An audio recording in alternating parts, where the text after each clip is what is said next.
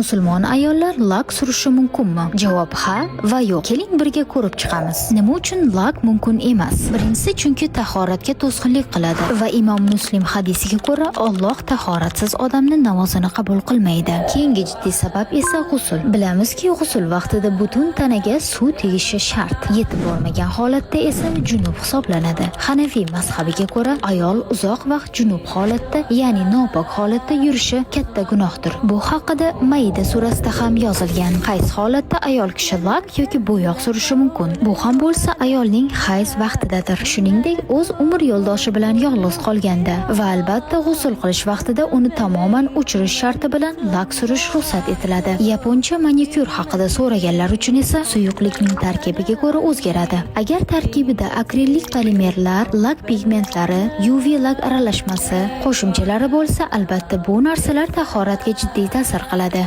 Yaponcha pilkalar mumkin hisoblanadi. Kipriklar haqida gaplashamizmi? O'z fikringizni izohlarda qoldiring.